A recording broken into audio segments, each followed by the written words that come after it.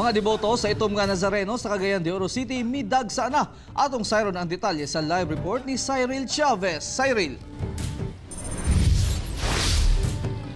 Yes, Real, ubay-ubay na ka mga deboto dinhi sa itom na Nazareno ang midagsa sa Jesus Nazareno Church dinhi sa Cagayan de Oro City aron muhalok o muhawid sa puon. Una ang traslasyon ugmang adlaw.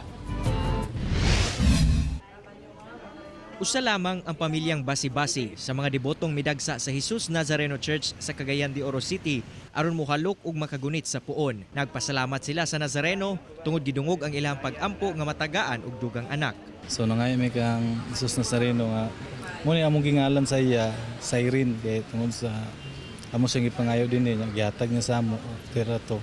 Grabe sab ang pagpasalamat ug pagpangayo og kusog ni Norma Ambroy ngadto sa Ginoo tungod pinaagi sa iyang pagkadeboto na ulian siya sa iyang balatian nga leukemia. Hinaot sab niya nga magpadayon ang iyang pagkaayo ug tagaan pa siyang basgog nga panglawas sa Ginoo. Kuan kalig-on sa mong akong material nga lawas. Labi na gid sa akong mga balatian sa mong panginabuhian.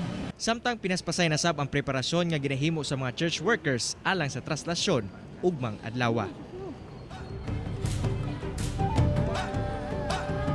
Real, sa kasamtangan padayon ang pagdagsa sa mga deboto dinhi sa simbahan gani dugang tambag pod sa otoridad ngadto sa publiko nga likayan ang magdala og mga mahalon nga gamit aron dili mawalaan o makawatan ugmang adlaw sa traslasyon. Real. Daghang salamat, Cyril Chavez.